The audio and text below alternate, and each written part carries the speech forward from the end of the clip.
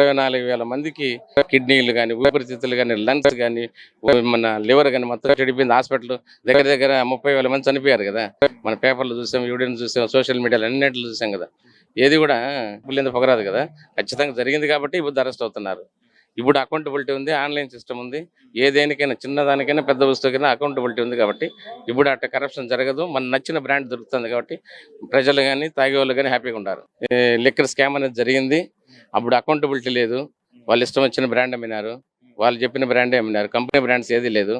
So compulsory accountability లేదు. First of all Jaganmohan Reddy గారు కూడా ఆయన వచ్చిందే స్కాములతో. అంతకుముందు ఈడీ కేసులు ఉండని రకరకాలు ఉండొచ్చింది. చుట్టూ ఉండేవాళ్ళు కూడా అదే పరిస్థితి. వాళ్ళు ప్లాన్ గానీ చేశారు. ఇదైతే మన దొరకము, ఖచ్చితంగా క్యాష్ అండ్ క్యారీ కదా, ఆన్లైన్ కాదు కదా, ఎక్కడ స్కామ్ చేసినా బయటపడవు అనుకున్నారు. ఇప్పుడు అన్ని బయటపడిపోయినాయి. విత్ సెల్ ఫోన్ ఎవిడెన్స్ కానీ, మన తాడేపల్లి ప్యాలెస్ కానీ మొత్తం అన్నీ వచ్చేసినాయి కదా. సో ఖచ్చితంగా వాళ్ళు ప్లాన్ ప్రకారం చేశారు, ప్లాన్ ప్రకారం చేస్తున్నారు. ఇప్పుడు అందుకని అందరూ అరెస్ట్ అవుతున్నారు.